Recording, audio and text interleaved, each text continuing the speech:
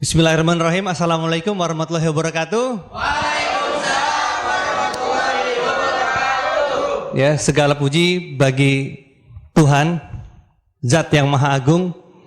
Kita berada di sini pada malam hari ini untuk sama-sama kita belajar untuk mencari satu kehidupan yang lebih baik di masa depan.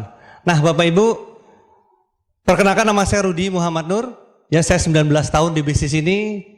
Semoga apa yang akan saya sampaikan ini bermanfaat buat Anda dan bisa menjadi panduan buat kita semuanya untuk sama-sama mewujudkan apa yang menjadi cita-cita kita selama ini. Amin. Sebelum kita mempelajari materi ini, ada prinsip jangan ambil konsultasi di atas panggung. Karena belum tentu materi yang akan saya sampaikan ini cocok dengan kondisi bisnis Anda. Jadi konsultasi lagi kepada upline leader terdekat Anda. Ya, saudara, orang-orang tertinggi di bidangnya itu punya berbagai sebutan. Ya, kalau di sebuah negara disebut apa orang tertingginya? Presiden. Nah, kalau di pesantren disebut kiai. Kalau di gereja disebut pendeta ataupun pastor. Nah, kalau di sebuah perusahaan disebut direktur. Kalau di universitas disebut profesor. Nah, sekarang saya tanya kepada Anda, kalau di MLM orang-orang tertingginya disebut apa? Disebut apa? Disebut leader. Ya, ini menarik sekali Bapak Ibu. Kok orang-orang tertingginya disebut leader, bukan misalnya direktur gitu. Memang ada peringkat director, tapi orang sebutan secara umum di perusahaan MLM manapun itu disebut leaders, ya. Nah, mengapa disebut leaders? Ada yang tahu nggak kenapa disebut leaders? Ya, jadi ada dua hal yang penting di sini. Yang pertama, seorang pemimpin harus bertanggung jawab untuk melakukan apa yang seharusnya dilakukan di bisnis ini. Kemudian yang berikutnya adalah dia harus punya integrity ataupun integritas, ya. Jadi Bapak Ibu, untuk berhasil di bisnis ini sekali lagi kita harus punya integritas, bertanggung jawab melakukan apa yang harusnya dilakukan karena kita adalah pemimpin nantinya. Kita ingin sukses, kita memiliki visi, memiliki tujuan untuk merealisasikan cita-cita. Dan Anda harus bisa mengajak dan memimpin orang lain menuju apa yang menjadi tujuan yang telah Anda tetapkan. Jadi, kalau di bisnis ini Bapak Ibu, bukan hanya sekedar kita merekrut orang. Bukan hanya sekedar jualan produk. Bukan artinya itu nggak penting. Penting merekrut orang. Penting jualan produk. Tapi yang jauh lebih penting adalah bagaimana kita bisa membangun jaringan ataupun membangun organisasi yang terdiri dari para pemimpi dan para pemimpin. Jaringan the dreamers dan leaders. Kenapa? Karena kalau hanya merekrut itu adalah kemampuan terendah seorang networker. Kemampuan terendah. Anda punya perusahaan, Anda suruh anak buah Anda join di bisnis ini. Kira-kira dia join nggak? Takut dia kan kalau nggak join kan bisa dipecat. Mudah merekrut. Tapi apakah mereka akan jalan? Mereka akan membangun jaringan? Belum tentu Bapak Ibu. Jadi saudara Bapak Ibu semua, kepemimpinan yang sesungguhnya adalah menciptakan para pemimpin lagi. Menciptakan para pemimpin lagi, menciptakan leader. Nah, nanti saya akan sharing juga bagaimana sih caranya mencari leaders. Leader yang seperti apa yang kita cari gitu. Nah, sebelum kita membangun organisasi para pemimpi dan para pemimpin, tentu kita dulu yang harus menjadi pemimpin. Karena kalau kita tidak menjadi pemimpin, bagaimana kita mau memimpin orang lain? Nah, kita mulai dari diri sendiri. Contohnya gini, seorang musisi, ya dia harus mempersiapkan diri dengan latihan. Benar nggak? Dia seorang atlet, dia juga harus mempersiapkan diri sebelum dia bertanding. Terus juga tentara, mereka semua harus mempersiapkan diri. Terus juga dia juga harus disiplin, dia menjaga stamina, menjaga kesehatan. Nah, jadi intinya Sama dengan ketika kita mau menjadi pemimpin di bisnis ini, Bapak Ibu. Jadi kita siapkan dulu diri kita sebelum memimpin orang lain. Untuk menjadi seorang pemimpin, kita punya tempat. Kalau bahasa Pak Abdi Swadin, punya pesantrennya. Kita punya sekolahnya, yaitu One Vision. Ini yang luar biasa, dan ini sebuah anugerah yang besar buat kita di Indonesia. One Vision adalah sebuah sekolah bisnis yang sudah proven, yang telah mencetak ribuan orang sukses di bisnis TIENS. Dan kabar luar biasanya Bapak Ibu, One Vision adalah sekolah bisnis terbaik TIENS di seluruh dunia. Ya, nggak main-main loh. Ini juara 1 support system terbaik sedunia. TIENS kan ada di ratusan negara. Dan ini setiap tahun, sampai tahun yang terakhir kemarin, juga masih terpilih menjadi support system terbaik di dunia. Bahkan dipakai oleh berbagai negara.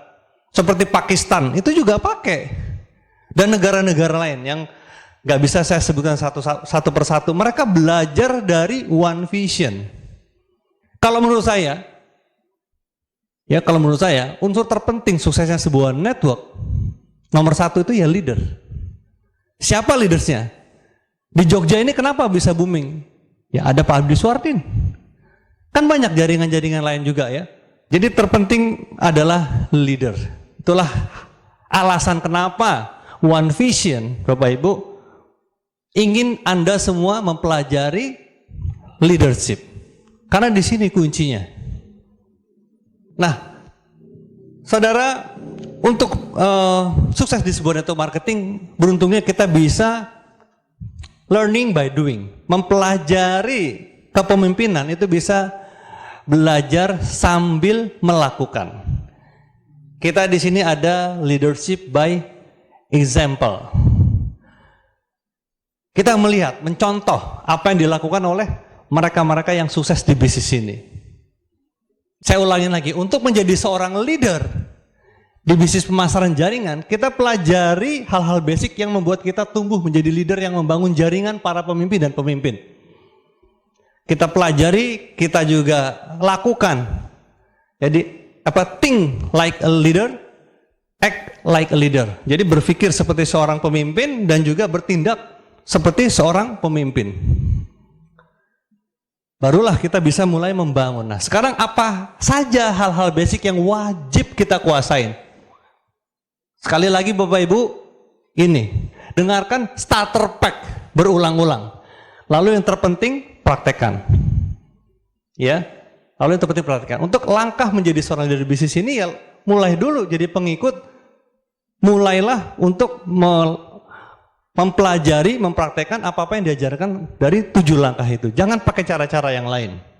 Karena apa? Karena dengan kita selalu mempraktekkan apa yang diajarkan, kita akan menjadi master di situ. Kita akan menjadi maestronya di situ, ya. Practice makes perfect. Ini kata pepatah. Jadi latihan akan membuat kita jadi sempurna. Dengan kita latihan terus mengulang-ulang itu akan menjadi seorang master.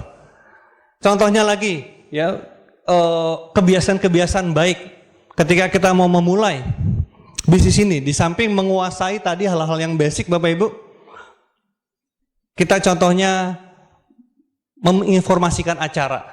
Kita mulai aja untuk membangun diri kita menjadi seorang pemimpin. Menginformasikan acara-acara kepada downline-downline kita. Jadi begitu kita dapat satu informasi dari upline, jangan berhenti di kita. Tapi cobalah kita teruskan kepada downline-downline kita. Terutama upline-upline leadernya. Jangan semuanya juga kalau jaringan kita sudah besar, tapi kepada upline-upline leadernya. Itu juga akan membuat leader-leader di bawah kita merasa bahwa kita adalah pemimpinnya, kita adalah leadernya. Karena kalau kita nggak pernah ngasih informasi ke bawah, biasanya downline kita nggak akan menganggap kita, di next malah kita. Karena dia nggak pernah memberikan informasi. Itu contoh kecil saja ya. Kita latihan untuk membiasakan diri mengirim informasi, contohnya. Bapak Ibu, untuk menjadi seorang pemimpin, kan dimulai dari diri kita sendiri. Apakah kita sudah menemukan impian kita nggak? Itu juga penting. Sebagai seorang pemimpin yang ingin membangun jaringan para pemimpin dan pemimpin, kita dulu temukan dulu impian kita sebelum kita ingin membangun jaringan para dreamers dan leaders tadi. Kita harus bantu downline kita menemukan impiannya. Nah, jadi teman-teman, sebagai seorang pemimpin ya tentunya kita harus punya impian yang jelas. Kita harus menemukan kenapa kita harus sukses di bisnis ini. Kenapa? Why? Daripada how-nya. Itu dulu yang lebih penting. Temukan dulu. Kenapa kita harus menjadi seorang pemimpin di bisnis ini? Kenapa kita mau sukses di bisnis ini? Temukan dulu alasannya. Karena seperti di buku Starter Pack ya, kalau Anda baca di situ ada kalimat yang bagus, tidak semua yang Anda impikan bisa Anda dapatkan. Tapi Anda juga akan sulit mendapatkan apa yang tidak pernah Anda impikan. Nah, tiap impian orang kan beda-beda. Mungkin pada saat kita masuk pertama di bisnis ini, impiannya masih kecil. Seperti saya dulu, waktu pertama kali di bisnis ini, 19 tahun yang lalu, itu diajarkan tentang impian itu saya menolak. Kok pakai impian? Aneh kayaknya gitu. Kok pakai cita-cita kayak anak TK gitu. Tapi karena diminta untuk menulis ya, saya tulis saja berapa yang powerful menurut Anda. Saya tulis 30 juta, itu pun udah ragu-ragu, apa iya saya bisa 30 juta sebulan gitu. Ya, tapi karena disuruh impiannya besar, ya buat saya itu udah luar biasa 30 juta. 1 juta satu hari kan. Bayangin 1 juta satu hari itu buat saya udah, wah. Dan jujur aja antara yakin gak yakin nulis itu bisa apa enggak gitu. Ya udah saya tulis saja gitu. Dan ternyata ya di bisnis ini kesuksesannya itu di luar ekspektasi. Begitu jalan, ngeri juga. Ternyata jauh dari itu. Ya, jauh dari angka itu gitu. Lebih besar setelah sukses di bisnis ini. Jadi teman-teman, tiap orang tuh beda-beda. Nanti lama-lama naik lagi impiannya tumbuh gitu. Nah kalau dulu duit, ya kalau sekarang saya udah bukan uang lagi impiannya gitu. Pernah saya mengalami satu masa ketika masuk ke comfort zone. Lebih banyak menjadi pembicara dibanding membangun kaki sendiri gitu. Jadi jadwal saya udah panjang gitu, sehingga untuk kaki-kaki baru saya jadi kurang gitu. Dan akhirnya apa yang terjadi, downline saya mengejar peringkat saya. Wah, gimana nih caranya nih untuk dapetin fighting spirit lagi? Saya baca buku, ternyata nggak kena juga nih. Untuk supaya dapetin feel seperti waktu di zaman awal-awal, saya pengen jadi singa lagi gitu. Saya perbesar impian, menjadi bonus miliaran gitu. Tapi ternyata itu nggak membuat saya bergerak gitu. Begitu sampai di rumah, ketemu keluarga, kan udah nyaman gitu. Saya cari lagi, akhirnya ada satu peristiwa,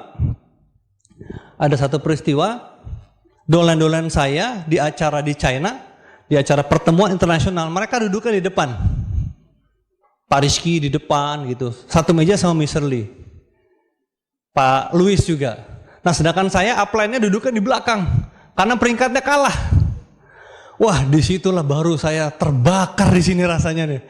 Ternyata bukan uang lagi, ini sudah menyangkut harga diri nih.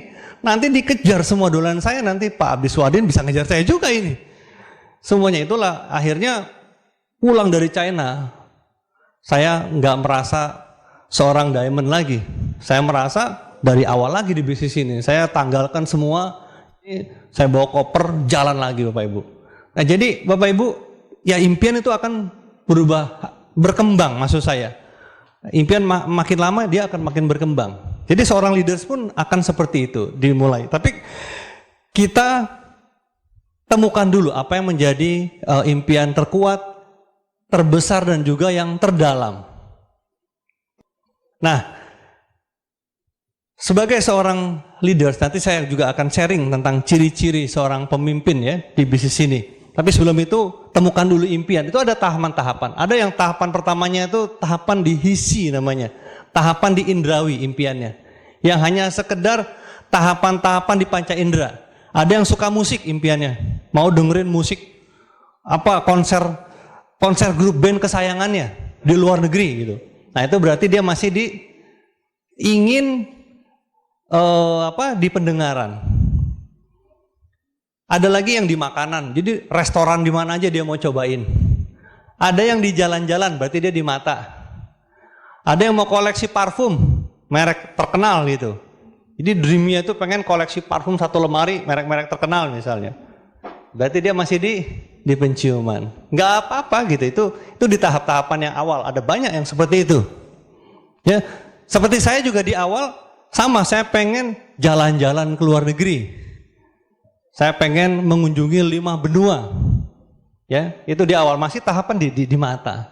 Kemudian yang lebih tinggi dari itu tuh di tahapan wahem namanya. Yaitu di tahapan ketika dia mengejar prestasi. Dia ingin mengejar kedudukan, ingin mengejar posisi. Kadang dia rela nggak makan. Jadi yang di tahapan hisinya itu dia udah sampai jadi prioritas yang kesian. Yang penting pokoknya dia harus dapetin dulu.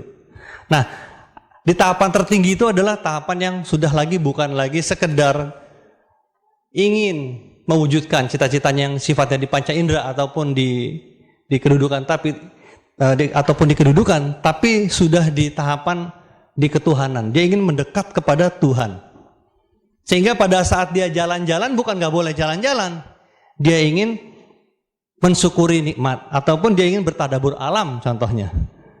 Pada saat dia dengerin musik, mungkin musik-musik yang sudah mendekatkan diri kepada Yang Maha Kuasa. Ini semua berproses. Dan leader-leader top sekarang sudah masuk ke arah itu. Ya, seperti Pak Naga Sugara kemarin sempat sharing, bagi beliau tuh sudah bukan di materi lagi, tapi sudah di tahapan-tahapan yang sifatnya nilai. Yang tahapan-tahapan sifatnya value. Ya. Kemudian Bapak Ibu, orang-orang yang sudah seperti ini, itu biasanya mereka ya biasa aja, sederhana. Kalau kita lihat, ya mereka biasa-biasa, kecuali di pertemuan. Di pertemuan resmi, formal ya, itu harus pakaiannya pakaian yang formal tentunya. Oke. Kemudian, sebagai seorang pemimpin Bapak Ibu, kita harus mencontoh orang-orang di bawah kita. Apakah kita punya dream book? Karena banyak di bisnis ini, dia sudah membangun jaringan, tapi dia sendiri nggak punya dream book. Bagaimana dia mau mengajarkan dream book kepada orang di bawahnya, padahal dia sendiri nggak punya dream book? Nah, kalau Anda mau jadi pemimpin jaringan, ya, saya akan tanya dulu kepada Anda, apakah Anda punya dream book apa belum? Nah, kemudian saat bertemu downline juga, jangan hanya cuma bercerita target, omset, tapi perbanyak dan untuk menggali impian. Itu yang paling penting Bapak Ibu. Nah, saudara, semua kita menjalani hidup tanpa kendala, ingin menjalani hidup tanpa kendala keuangan. Karena apa? Karena kebebasan finansial akan memberikan kita pilihan. Kita bisa memilih di mana tempat tinggal dan kapan menghabiskan waktu luang. Tapi kebanyakan orang dia lebih memilih untuk hidup yang aman, yang merasa terjamin, misalnya setiap bulan dapat sekian gitu. Nah, kita beruntung Bapak Ibu, ya di bisnis ini bukan hanya menawarkan keamanan, tapi kita menawarkan satu kebebasan waktu yang bisa kita ciptakan sendiri. Dengan cara ya kita harus menjadi orang sukses dengan cara menjadi pemimpin di bisnis ini tentunya. Nah, di subjudul materi ini tertulis membangun jaringan para pemimpi dan pemimpin.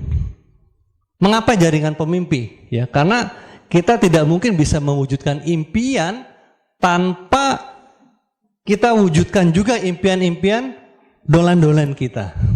Dengan kita wujudkan impian dolan-dolan kita lah, maka impian kita akan terwujud. Ya, kita hanya bisa sukses dengan cara mensukseskan dolan-dolan kita yang benar-benar ingin sukses. Ini juga kalimat yang penting Bapak Ibu. Seorang leaders tidak bisa mensukseskan downline-nya kecuali downline-nya itu yang ingin mensukseskan dirinya sendiri. Downline-nya sendiri mau sukses, barulah kita hanya bisa mendukung. Kita mensupport, bukan hanya sekedar membantu. Ya, bedakan antara to help dengan to support. Apa bedanya? Kalau to help artinya kita bantuin semuanya. Mulai dari presentasi kita bantuin. Mulai dari belanja produk kita bantuin. Udah, nanti kamu mau belanja produk, transfer aja ke saya. Saya akan bawain produknya, beliin ke stokis, nanti anterin ke rumah kamu. Itu namanya to help. Kita bantuin. Yang terjadi akhirnya apa? Kita bukan lagi jadi leader, tapi kita jadi kurir. Karena semuanya kita buat dia ketergantungan dengan kita. Kalau kita sekedar mendukung, maka dia sendirilah yang mandiri. Dan ingat, downline kita akan menagih sesuai dengan apa yang kita janjikan. Kalau kita janjikannya dari awal, pokoknya Pak, Bapak nanti gampang. Bapak tinggal bawa-bawa orang aja, saya yang presentasi semuanya. Gitu. Maka downline kita akan menagih. Kalau kita nggak bantuin dia, ya dia akan kecewa. Yang salah siapa? Yang salah bukan downline-nya, tapi yang salah adalah upline-nya yang sudah mematikan dari awal potensi orang di bawahnya. Harusnya yang kita lakukan adalah kita bilang, Pak, Bapak lihat saya presentasi 3 kali, setelah itu harus Bapak sendiri yang presentasi. Karena di bisnis ini untuk menjadi seorang pemimpin, untuk menjadi seorang leaders, kita harus bisa presentasi. Bapak 3 kali ya, atau paling banyak 5 kali deh, setelah itu Bapak presentasi sendiri. Nah, setelah 3 kali presentasi, ya harus dia yang presentasi. Nggak penting closing atau enggak, tapi yang penting Bapak punya jam terbang. Yang penting Bapak bisa presentasi sendiri dan mengajarkan ke bawahnya. Itu yang kita lakukan. Tapi kalau orang-orang yang nggak belajar Bapak Ibu tentang bagaimana membangun bisnis ini, dia menjanji-janjikannya terlalu muluk. Bapak join aja deh Pak, nanti saya taruhin orang di kanan dan di kiri gitu. Bapak pokoknya tinggal serahin daftar namanya, nanti saya yang teleponin kalau perlu, kan Bapak sibuk nih. Pokoknya yang penting Bapak join aja deh gitu. Nah itu bahaya sekali Bapak Ibu. Akhirnya yang terjadi ya dia akan kecewa. Padahal orang ini punya potensi leadership yang luar biasa tadinya, tapi dari kita sendiri yang salah mengasuh. Ya mungkin nanti Anda bisa dengarkan juga tuh kaset delegasi ya, tentang bagaimana membangun sebuah delegasi sehingga terbangun jaringan para pemimpin. Nah,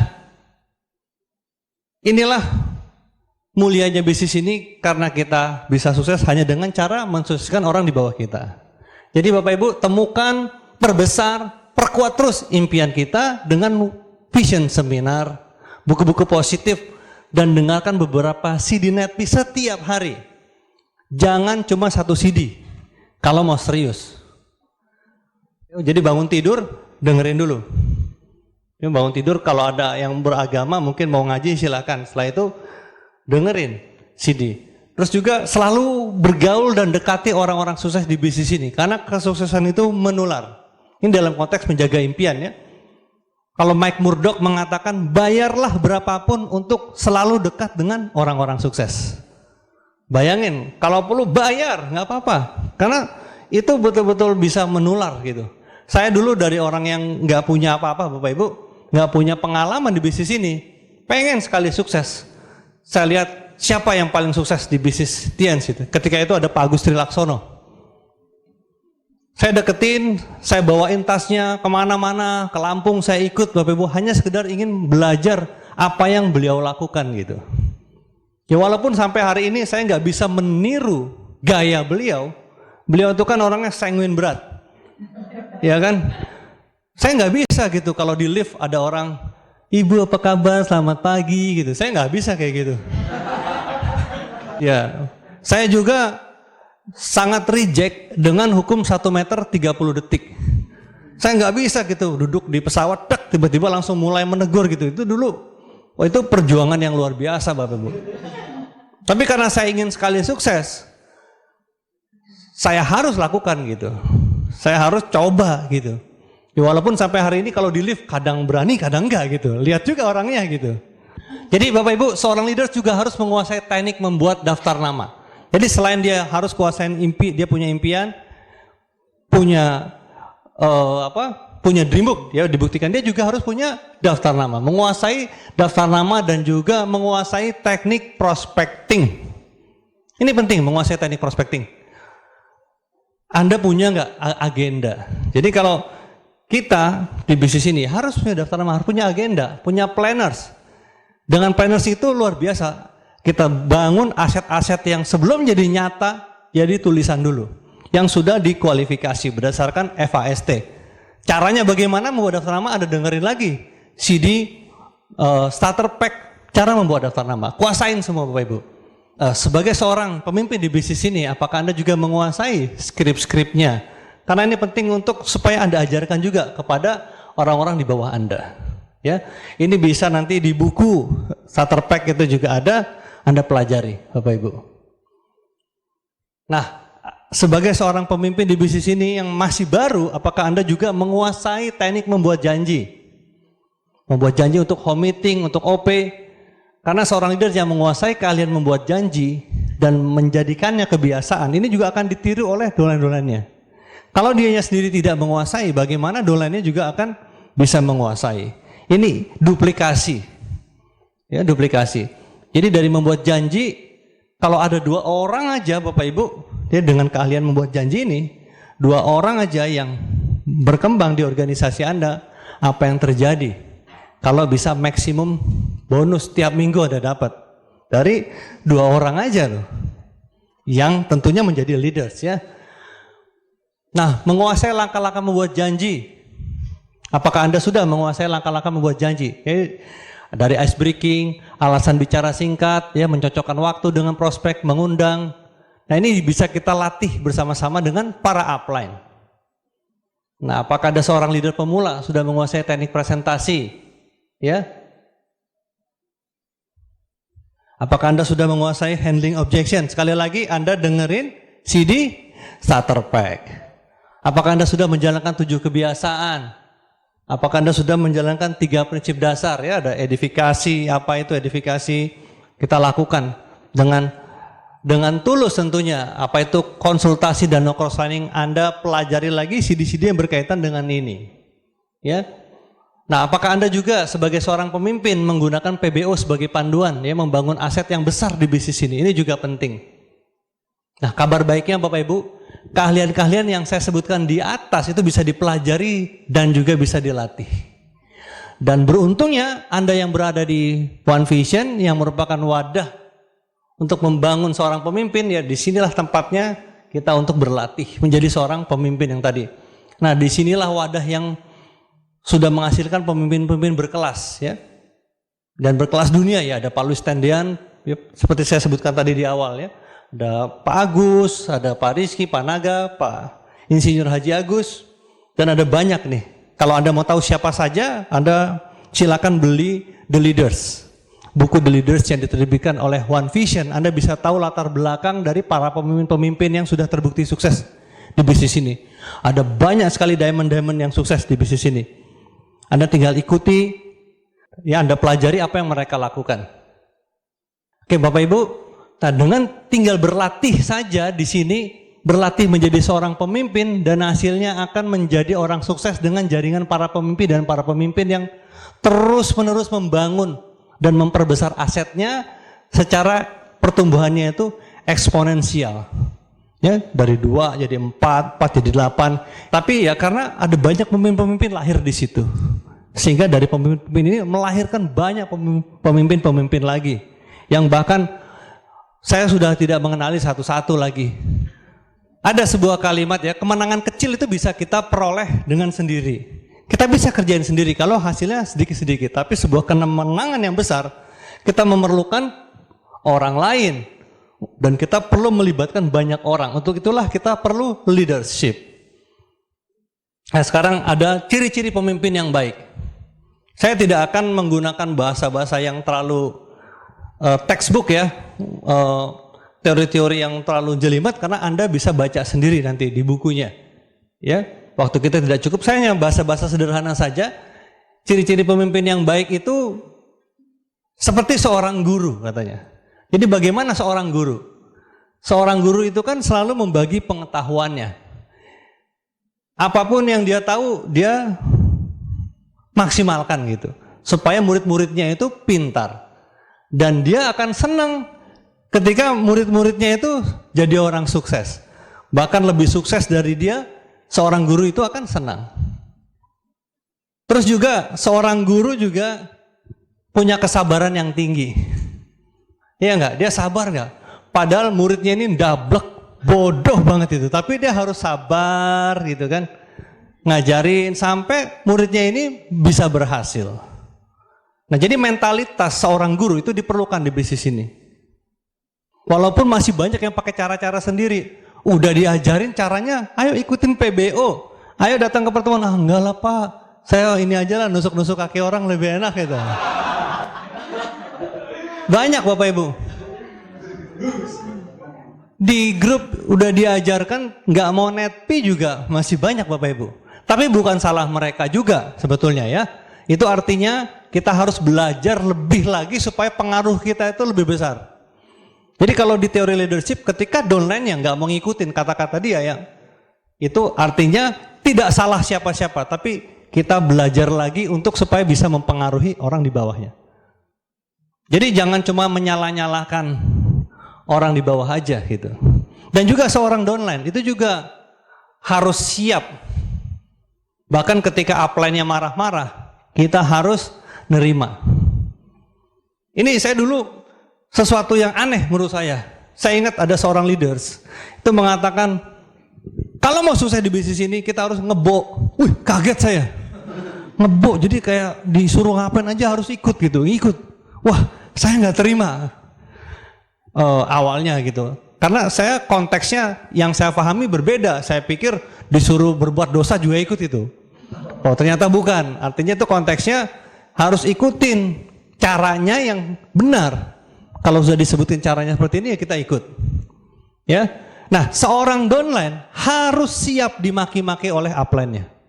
Itu kalau mau sukses. Ngeri nggak? Jadi kalau Anda nanti dimaki-maki oleh upline Anda harus terima. Apalagi Anda kalau punya upline seperti Pak Gus TL, belum tentu Anda tahan. Itu upline saya itu, wah. Bayangkan kalau beliau marah, itu luar biasa itu, karena karakter ya. Nah, kalau nanti suatu hari upline Anda marah-marah kepada Anda, ya Anda harus ingat malam ini gitu, kata Pak Rudi, harus siap untuk dimarahin oleh upline. Karena pasti upline mau bener kan? Tapi sebagai seorang upline, jangan sekali-kali memarahi downline-nya. Paham maksudnya? Ya, ini dari dua sisi Bapak Ibu. Ini pendidikan yang sangat penting sekali, apalagi ini menyangkut hubungan. Jadi Pak Abdi tadi cepat sebelum acara pertemuan ini juga menyinggung tentang ketika udah banyak jaringan, itu wah, perlu kebijaksanaan seorang guru dalam mengajar, kesabaran. Ini luar biasa bisnis ini. Nah, seorang guru itu di sekolah Business One Vision, seorang leaders ya, pemimpin itu membagi pengetahuannya dan membagi pengalamannya, membagi kiat-kiat suksesnya. Dia akan gembira dan bersyukur ketika muridnya berhasil. Itu perasaannya itu gak bisa dibeli dengan uang. Ketika orang yang kita ajarin, kita bimbing, kita dampingi, dia menjadi orang sukses. Sampai bisa nangis kita melihat donatur kita yang setiap hari berjuang gitu, jatuh bangun. Kita tahu dia sampai hutang tadinya sebelum di TNC, nggak punya apa-apa. Kita dampingin setiap hari, tiba-tiba dia sukses gitu. Itu rasanya luar biasa Bapak Ibu. Ya bukan artinya terang aja Bapak terharu karena dia sukses, bonus Bapak tambah gede itu. Bukan. Itu orang berpikir negatif itu ya. Oke, nah jadi seorang guru di bisnis ini juga membagi otoritasnya. Dia ingin muridnya juga menjadi pemimpin. Jadi senang ketika makin banyak orang yang bertumbuh. Itu ciri khas seorang pemimpin di bisnis ini, Bapak Ibu. Nah, ciri pemimpin yang baik berikutnya, dia harus seperti prajurit. Bagaimana seorang prajurit itu? Prajurit punya spirit berjuang. Jadi berjuang untuk rakyat banyak dalam menjaga keutuhan dan kehormatan bangsa. Jadi seorang prajurit itu dia memenangkan pertempuran dan peperangan ya di setiap visinya. Nah, bagaimana seorang prajurit sebelum perang? Apakah dia langsung perang? Kan enggak. Dia punya persiapan, dia latihan terus, latihan. Terus dia selalu berpikir menang. Mereka juga berpikir dan bertindak sebagai tim. Ya, saking timnya kan seragam dia, sampai pakai seragam. Nah, tidak egois. Ya, mereka itu memiliki jiwa korsa seorang prajurit, ya, perasaan sebagai satu kesatuan. Nah, kalau dulu ya saya punya pengalaman Bapak Ibu, tentu sama dengan Anda. Apalagi waktu saya di awal dulu masih gondrong, nggak mudah meyakinkan orang. Bukti belum ada, mobil mewah belum ada yang dapat, bonus besar belum ada, bahkan orang yang sembuh juga belum ada gitu. Bagaimana kok saya selalu semangat ya, tentunya karena impian, tentunya. Dan saya latihan terus, latihan. Dan saya punya prinsip, karena saya yakin dengan agama, saya punya prinsip manjada wajada. Siapa yang bersungguh-sungguh, pasti dia akan dapat apa yang dia sungguh-sungguhin itu. Nah, itu yang saya pegang terus. Setiap kali saya ditolak, manjada wajada. Ditolak lagi, manjada wajada. Ya, kita perlu 50 kali pengalaman presentasi supaya presentasinya menjadi baik.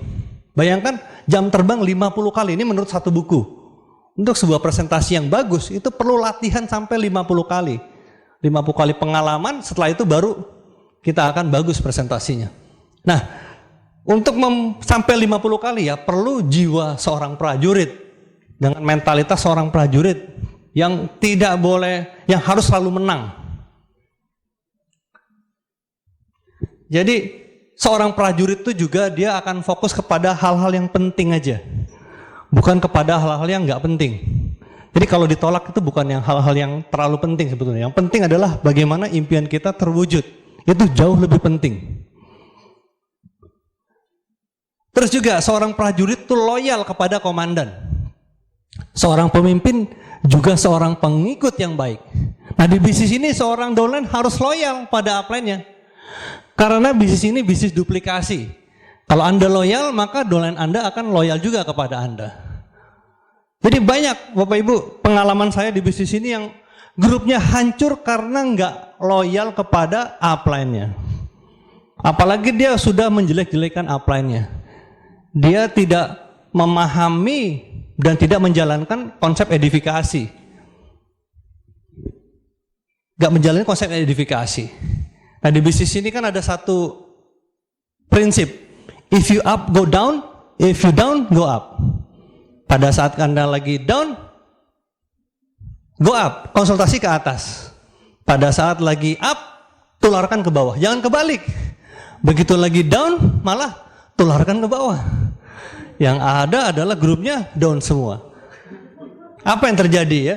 Saya pernah beberapa kali mendengarkan seorang upline berbicara jelek tentang sesuatu di bawah didengarkan oleh jaringan-jaringannya. Ini berbahaya sekali Bapak Ibu.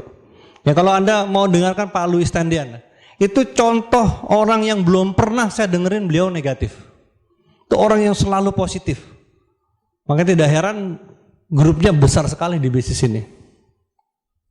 Ya, boleh dibilang sulit mencari sosok seperti beliau gitu, yang selalu punya pandangan-pandangan yang visioner, positif gitu, apapun kejadiannya.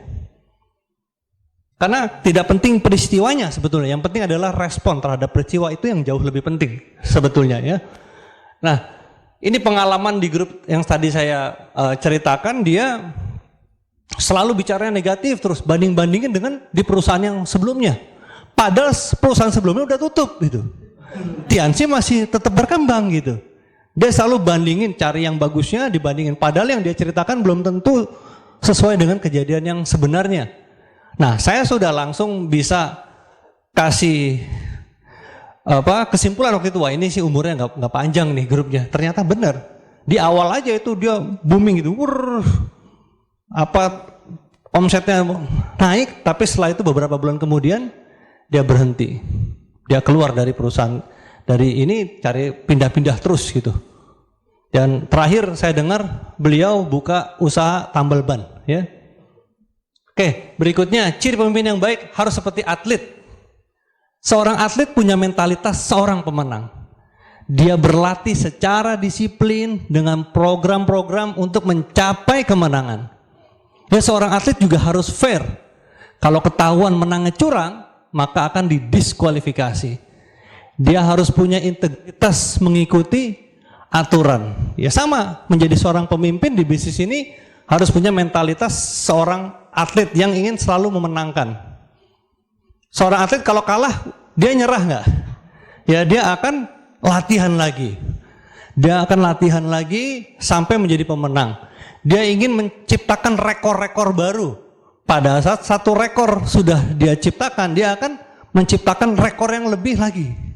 Itu kan seperti itu. Sama di bisnis ini Bapak Ibu. Ketika Anda sudah mencapai peringkat tertentu, baik itu peringkat yang di TNC maupun di One Vision, ya, capai yang lebih tinggi lagi. Oke. Di bisnis ini juga harus disiplin untuk menjadi pemimpin tentunya ya. Disiplin melakukan presentasi. Atau yang paling mudah tuh membangun leadership adalah disiplin membangun 7 kebiasaan. Nah dia juga harus punya integritas. Jadi disiplin. Kalau Anda pernah mendengar kaset Pak Abdi Suardin ya, 4D ya, yang 4D ya, itu salah satu bagiannya adalah disiplin.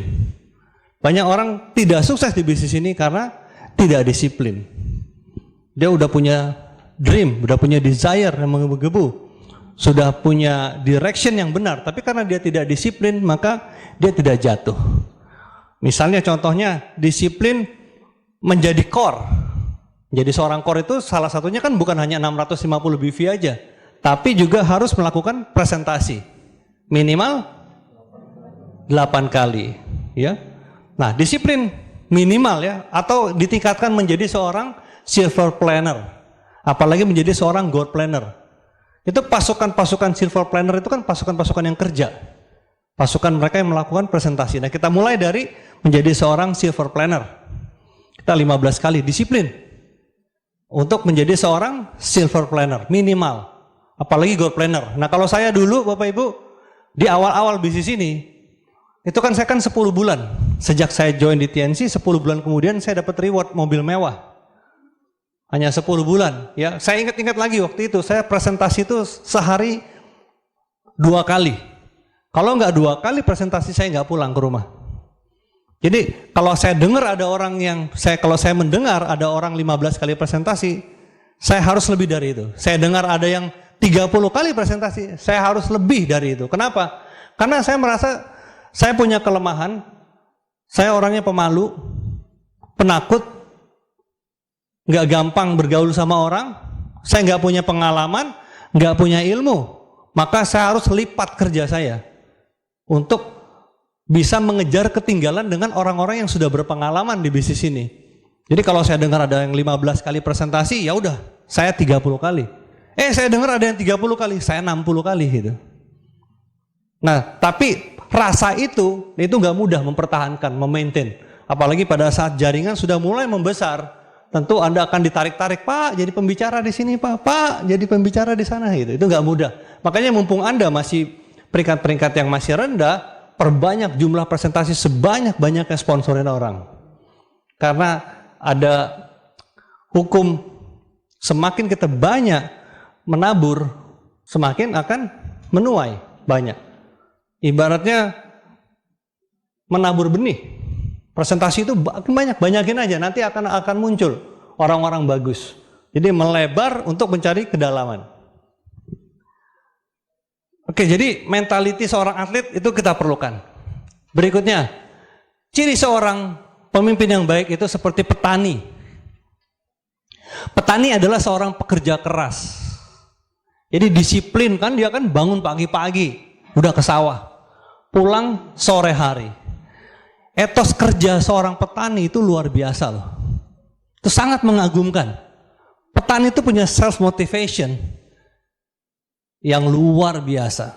Dia nggak ada bos. Jadi dirinya sendiri yang menentukan kerjanya. Itu seorang petani. Ya, petani juga punya kesabaran yang tinggi. Dia percaya nggak ada itu instant gratification, nggak ada yang instan, sukses yang instan tuh nggak ada. Dia percaya dengan prosesnya. Ya, jadi nggak ada sesuatu yang bisa tumbuh dan berhasil dengan baik secara instan. Bayangkan dia menanam, terus nyiramin, merawat. Jadi perlu waktu, perlu proses. Nah, kita belajar dari mentalitas seorang petani, Bapak Ibu. Jadi di bisnis ini, pemimpin yang ingin hasil instan, hanya ingin omset dan rekrut misalnya, biasanya grupnya nggak cukup kuat. Kalau hari-harinya hanya fokusnya di omset rekrut, ini juga penting, sangat-sangat penting sebetulnya. Tapi akan jauh lebih penting lagi kalau kita membangun edukasi sebagai dasarnya, sebagai fundamennya. Jadi ibaratnya kalau kita hanya omset aja, hanya rekrut aja, itu sama dengan membangun bisnis ini di atas pasir. Membangun rumah di atas pasir yang mudah rapuh. Jadi pada saat nggak ada omset lagi, ya dia bisa jatuh. Ya, hanya meledak sebentar atau bahkan bisa hanya layu sebelum berkembang. Tapi kalau kita omset oke, bagus, rekrut bagus, dan lebih bagus lagi kita menyekolahkan orang-orang itu semua ke One Vision. Ya, menyekolahkan mereka dengan edukasi, dengan alat bantu. Kita ajak ke pertemuan, mereka langganan CD, kita ajak lagi arahkan mereka untuk kepada target-target di PBO. Itu kan ada 2 target tuh, ada based on result, berdasarkan hasil. Sekian PV, ya, pribadi 650 PV misalnya. Atau berdasarkan based on proses, berdasarkan kerjanya. Minimal 8 kali presentasi, ada prosesnya. Nah itu, maka kita akan tumbuh, karena sudah tahu arahnya adalah di PBO, kita juga sudah menggunakan proses pendidikannya dengan alat bantu. Ya insya Allah kita akan mudah itu membangun orang-orang yang juga membangun grupnya. Orang-orang yang bertumbuh. Jadi hanya dengan proses pendidikan membangun leadership di sekolah OP, ikuti PBO lah, akan terbangun jaringan yang tumbuh gradual, ya, terus menerus, meningkat, ya. Nah, ciri petani lainnya adalah bekerja tanpa hitung-hitungan. Jadi berani berkorban. Bahkan saat gagal panen, dia akan nanam lagi. Apakah petani pada saat gagal panen udah nyerah jadi petani gitu? Kan enggak. Walaupun dia nanam perlu waktu loh, 4 bulan, 6 bulan. Ternyata gagal panen, tapi para petani pantang menyerah. Dia tahu apa yang akan dia dapat, ini hanya proses biasa gagal panen. Dia mungkin pernah mengalaminya, dia akan tanam lagi, dia akan pupukin lagi, dirawat lagi, pagi bangun, sore, dan apa yang terjadi berikutnya di musim berikutnya dia akan sukses. Sama Bapak Ibu di bisnis ini. Mereka-mereka yang tiap gagal bangkit, ya lama-lama berhasil. Jadi di bisnis ini untuk menjadi seorang pemimpin tidak boleh hitung-hitungan. Ya, petani juga gitu, dia nggak hitung-hitungan pada saat dia gagal panen kan, dia bangkit lagi. Misalnya ditolak sekian kali, dia tetap jalan. Jadi nggak boleh begitu ditolak beberapa kali, dia punya kesimpulan bahwa semua orang nggak mau menjalankan bisnis ini. Jadi banyak yang memutuskan berhenti hanya gara-gara gagal closing gitu. Atau juga ada juga pemimpin yang diminta tolong presentasi, gantiin ya ongkos bensinnya ya. Nah itu juga berarti mentalnya nggak mental berkorban itu. Ya. Jadi perlu sebuah dedication. Dedikasi itu mau berkorban untuk apa yang ingin dia capai. Ya kalau pengalaman pribadi Bapak Ibu, saya beberapa kali mengorbankan banyak hal ya demi majunya bisnis ini. Banyak. Ya contohnya saya nggak lagi main gitar. Saya tinggalin dulu hobi saya main gitar. Sampai saya nggak punya kemampuan seperti ketika dulu menjadi juara gitu. Hilang. skill saya bermain gitar. Nggak apa-apa. Karena saya bandingkan, kalau saya tetap bermain gitar Bapak Ibu, mungkin dampak untuk kemaslahatan ke banyak orangnya lebih sedikit.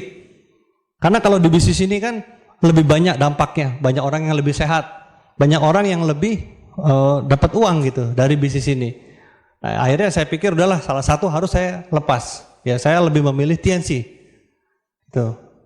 Ya itu ya demi dedikasi saya di bisnis ini gitu. Jadi sebuah pencapaian yang besar itu tidak mungkin didapat dengan pengorbanan yang kecil.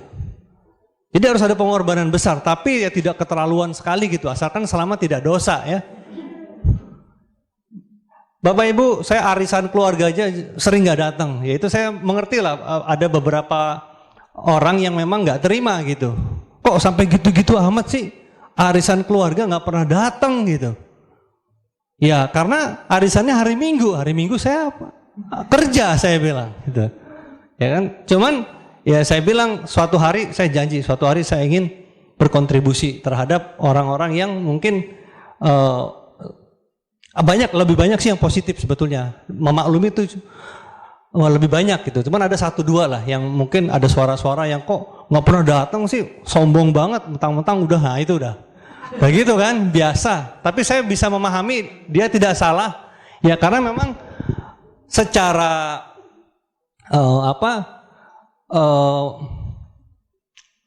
budaya ya memang seperti itu gitu, budaya arisan. Saya nggak menyalahkan Bapak Ibu. Cuman akhirnya di satu momen saya ajak jalan-jalan ke Bali. Semua kalau nggak salah berapa puluh orang, hampir 50 orang lebih ya. 50 orang lebih gitu. Terus juga ya seperti itulah. Namanya ya dedikasi. Ketika kita ada yang merasa kita kurang, ya sudah kita bayar. Walaupun uang nggak bisa membeli persaudaraan, nggak bisa. Tapi itu adalah itikat baik saya.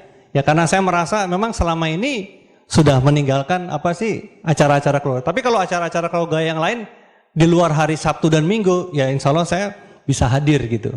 Di mana saya ada waktu ya saya hadir. Tapi kalau memang acara seperti sekarang ini, adik saya malam ini lagi lahiran, ya sudah saya putuskan tetap kesini gitu Bapak Ibu ya.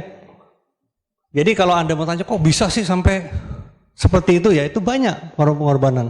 Nah kalau Anda cuma gara-gara ada bola, Anda udah gak usah, lagi ada bola nih ntar nih final ya itu. Anda rela gak ngorbanin? Atau teman-teman Anda, saya juga punya teman-teman yang biasa setiap hari Bapak Ibu itu nongkrong, kita ngobrol. Ya biasalah zaman itu ketika saya sudah mulai jalanin bisnis ini, ya mereka udah mulai suara-suara tuh, oh, sombong banget sekarang tuh, udah jadi sales obat gitu. Ya karena nggak paham kan dibilangnya sales obat gitu. Atau di presentasi nggak mau, mereka juluki saya, ada BMW lewat itu. Padahal dulu belum ada BMW kan. Pernah satu hari saya marah sekali itu karena dibilang BMW, dijulukin BMW lewat. Hampir saya itu emosi gitu. Hampir secara fisik ikut-ikutan, tapi saya tahan. Saya malah berdoa, ya Allah, mudah-mudahan suatu hari saya bisa membuktikan bahwa apa yang mereka ucapkan saya bisa dapat BMW gitu. Ya. Dan akhirnya ya diijabah gitu. Udah dapat BMW kan presentasi lagi kan nih, gue udah dapat gini. Iya gue udah ini nasibnya nggak sebaik lu kali ya. Akhirnya begitu, udah bicara yang ya seperti itulah Bapak Ibu. Ya tapi saya tetap sayang ke mereka. Saya tetap sayang mereka. Bahkan yang dulu paling sering ngata-ngatain saya ajak jalan-jalan juga. Ikut naik pesawat belum pernah, yuk ikut. Ya, saya ajak naik pesawat gitu. Ya itulah yang bisa kita lakukan Bapak Ibu ya dari ketika kita sudah sukses. Jadi ada prioritas. Ada prioritas. Prioritas inilah yang penting ketika menjadi seorang pemimpin di bisnis untuk dicontoh. Jadi selalu mendahulukan di TNC. Itu yang saya lakukan dulu ya Bapak Ibu. Itu yang saya lakukan. Nah petani juga sederhana. petani memahami sistem. Jadi kapan mulai membajak sawah, kapan menanam bibit, memberi pupuk, kapan dia kasih anti hama, kapan panen. Nah, di bisnis ini seorang pemimpin juga sama, harus tahu, harus ikuti sistem ya. Terus juga ketika ada promo, kapan ada promo. Nah, petani belajar cara-cara bertani juga kan dari ayahnya. Ayahnya belajar dari kakeknya, kakeknya belajar dari dari apa tuh? Kakek buyutnya ke nenek moyangnya lah. Jadi mereka ikuti saja, jadi nggak pernah mempertanyakan. Jadi bedakan antara bertanya dengan mempertanyakan. Jadi mereka sukses di bisnis jaringan, ya para pemimpin-pemimpin Anda ini, jadi mereka memahami dan juga meyakini bahwa hanya dengan sistem lah mereka bisa sukses, Bapak Ibu. Nah, itu adalah ciri-ciri pemimpin yang baik dengan penjelasan yang sangat sederhana sebetulnya. Nah, yang menarik di bisnis ini, Anda punya mentor-mentor yang telah berhasil. Dan mereka punya ciri-ciri yang saya sebutkan di atas, Bapak Ibu. Karena gini, banyak juga mereka yang ketika sudah merasa menjadi pemimpin, dia punya banyak hak yang bisa dia tuntut. Jadi mentang-mentang dia udah jadi leader, harusnya dong dilayanin dong, harusnya ini hati-hati Bapak Ibu. Kalau sudah mulai meningkat, kok nggak diedifikasi sih, kok nggak? Nah, mempertanyakan seperti itu. Ketika orang nggak mengedifikasi dia, ya harusnya dia yang harusnya bertanya, kenapa kok sampai orang nggak mau mengedifikasi, bahkan di next gitu. Nah, itu harusnya dia harus berubah. Kalau Pak Agus TL pernah membedakan antara manajemen dengan leadership. Kalau manajemen itu ya dia belum tentu seorang manajer, seorang leader. Kalau di perusahaan, pada saat ada orang yang nggak baik kerjanya, dia harus diganti. Change the leaders. Tapi kalau di bisnis ini kan nggak bisa upline diganti gitu. Ganti aja upline ini aja deh, kan nggak bisa. Jadi leaders must be changed. Leadernya yang harus berubah gitu. Nah, menurut seorang penulis buku kepemimpinannya John C. Maxwell mengatakan, leaders have to give up to go up. Jadi leaders itu harus mengorbankan dirinya untuk supaya bisa maju, meningkat ke atas. Dia harus berkorban. Berkorban waktu, hobinya dia tinggalin, mengeluarkan biaya, waktunya. Kayak Anda nih malam-malam masih ada di sini, udah hampir jam 12 malam. Padahal mungkin Anda punya anak, punya istri, punya ibu yang nungguin gitu. Iya kan? Nih, Pak Rudi cepetan kayak selesai udah jam 12 gitu misalnya. Ya inilah, saya juga ngalamin Bapak Ibu semua gitu.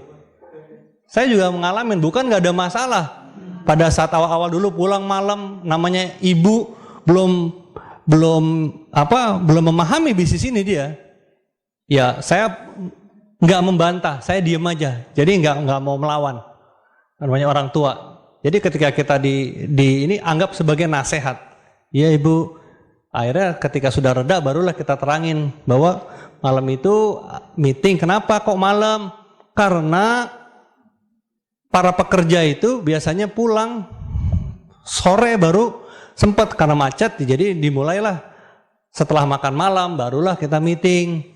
Nah, kadang-kadang setelah ada prospek meeting malamnya baru grup meeting lagi gitu dengan para leaders gitu. Jadi memanfaatkan waktu. Tapi nggak setiap hari, kadang juga setiap hari ya tergantung kondisinya. Jadi pelan-pelan kita mencoba memahami. Sama ketika dulu istri saya juga begitu, kok pulangnya malam terus. Akhirnya beliau ikut terus kan. Iya ya pulangnya malam terus ya, lama-lama dia nggak mau ikut lagi gitu. Nggak mau ikut malam-malam terus gitu ya. Tapi paling tidak dia sudah memahami kalau suaminya memang kerja gitu. Oke. Kemudian berikutnya, leaders have to give up to grow up. Seorang leaders, dia harus mengorbankan dirinya untuk bisa bertumbuh. Gitu. Dia harus bisa bertumbuh, dia dengan belajar terus. Yang tadinya kita nggak suka baca buku, tapi karena kita mau menjadi seorang pemimpin, ya kita harus harusnya baca buku. Bukan untuk kitanya aja, tapi ini akan dicontoh oleh orang-orang di bawahnya. Pada saat kita sering-sering baca buku-buku kepemimpinan atau buku-buku motivasi, itu akan menjadi bijaksana kitanya. Kita punya ilmu-ilmu tentang people skill, buku-buku dari Les Giblin contohnya. Itu kan penting untuk bisa bagaimana cara kita untuk berhubungan dengan orang lain. Jadi jangan sampai masalah itu lebih cepat tumbuh ketimbang ilmu yang kita miliki. Nah, itu kita bisa dapat dari buku dengan membaca 15 menit per hari. Nah, biasakan bangun pagi misalnya ya baca buku, atau mau tidur baca buku. Ya kalau Anda yang muslim mungkin boleh ngaji dulu gitu, baru baca buku, silahkan. Nah, itu kan juga dengerin kaset atau dengerin CD maksudnya ya. Sekarang udah nggak ada kaset lagi. Ya, dengerin CD. Kan banyak alasan, aduh Pak saya nggak punya itunya, nggak punya pemutarnya. Akhirnya itu menjadi alasan Anda nggak dengerin. Itu yang rugi adalah Anda. Harusnya Anda cari, kalau memang mau sukses ya dengerin CD, apalagi nih yang pembicaranya orang-orang yang sudah terbukti sukses. Bukan hanya sekedar orang-orang yang jualan seminar. Bisnis seminar beda dengan seminar bisnis. Ini dia bisnis seminar nih. Membisniskan seminar gitu. Kan beda sama seminar tentang bisnis gitu. Hanya sekedar event misalnya. Nah kalau kita kan betul-betul orang-orang yang berbagi memang dia melakukan gitu. Para pelaku langsung gitu.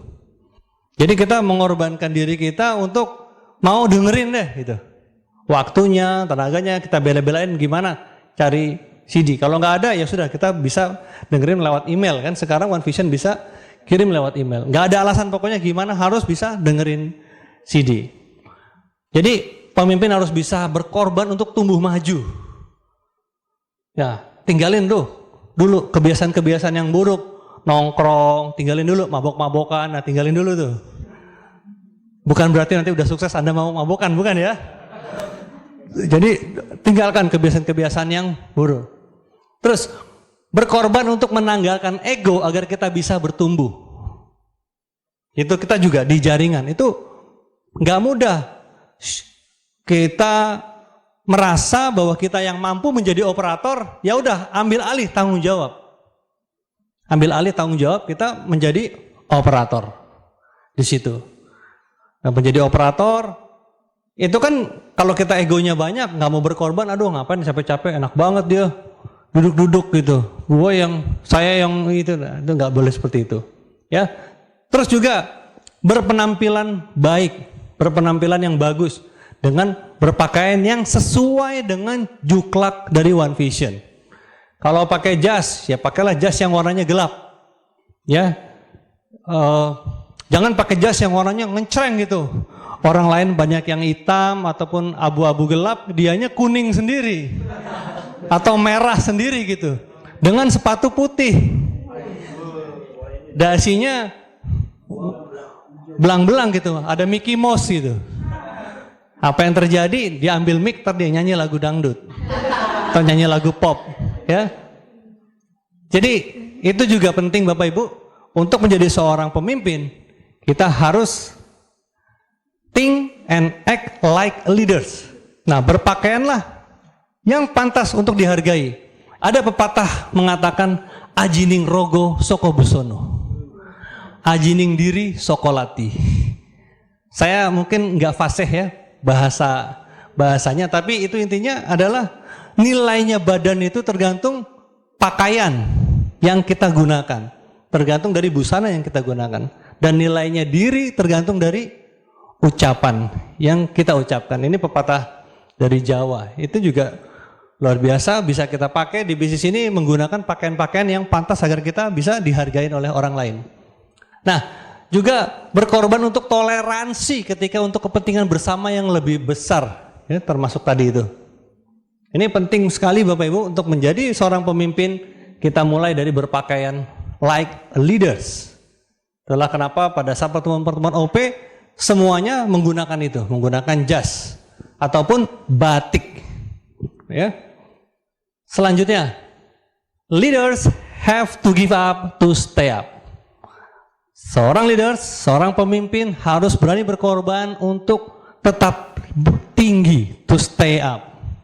Artinya dia harus terus belajar.